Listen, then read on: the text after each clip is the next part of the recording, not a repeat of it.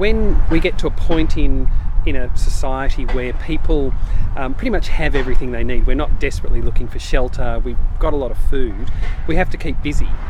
Sometimes I just come because I'm driving past, have a look, see what's new, see what I can use. I always need something, and every time I come down I always forget something, so it's back every week to get something that I forgot. There's just so many different things you can do these days around the house, around the garden, anything really, so it's such a wide scope. Just little fix-it things. I've got an old house, so there's always something to do. I pulled out all the tiles, carpet, rubbed back the door frames, replaced some of the doors, pulled out the kitchen, the bathroom. So I'm just finishing the bathroom and the toilet at the moment. The ensuite was done recently, and then that's pretty much mostly inside done.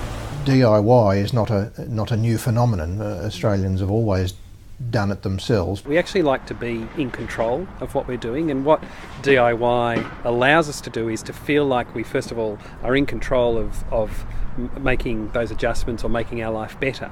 But on top of that, it also allows us to feel like we've succeeded at doing something. So you can do small projects within the house, you can do some painting or fix a window or something, and you feel like at the end you've achieved something. And that's really important for kind of human behaviour issues and also about reward. Primarily we're looking at the DIY customer who can start a project with us and continue that project on throughout the house. So let's say they start with a bathroom, and the bathroom might lead in time to a kitchen. And then when they're looking at the kitchen, we can offer the white goods as well as the total package all under the one roof. The availability of so many types of home hardware places, the Bunnings and all the different stores, they are now offering people access to all sorts of tools and products that were really the domain of really high level tradies in the past. They've democratised the way that we fix up houses, so it's a combination of all sorts of things that make it easier then for people to do it themselves. We're currently doing a do-it-yourself sort of cafe, doing the bench tops and everything. Most of my friends are models and everything, so they're like, oh, you're going to break a nail, which I have already, so have split it, but I don't care. It's interesting and it's fun to do. I'm surprised about our willingness to kind of jump in now and do the tiling or do plastering, but I think it might be because of reality TV a bit. Oh, they can do it, we can do it, how hard can it be?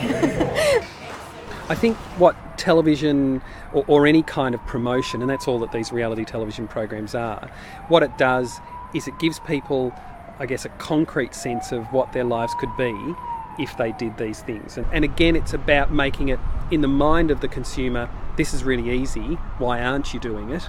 And that's really what a lot of marketing is about. It's saying, why aren't you doing these things? It's so easy, it costs so little.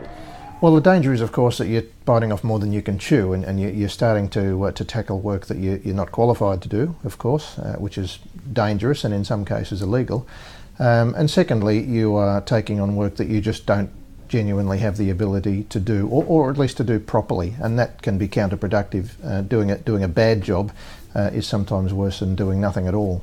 There are some things that you could try yourself, but there are some things where you just need to get that trade in to help you, and there are obviously some areas that are legally it's a requirement. So if we look into an area like electrical, it needs to be done by a licensed electrician. So that's the advice we have to give, and we do give, to make sure that people are safe and making sure that they're doing what they're capable of. But the aim is to build people's skill set up so that over time they're capable of a lot more projects. What they have to do is that they have to again make it easy for people to actually enjoy doing it and to have those little wins, because the thing that will put people off in the short term is if they do something and they do it badly, they'll say, I won't do this anymore. And that's really the issue. It's critical thing in learning is about reward. So you give people this sense of achievement, they'll come back, they'll do it some more, they'll spend more money.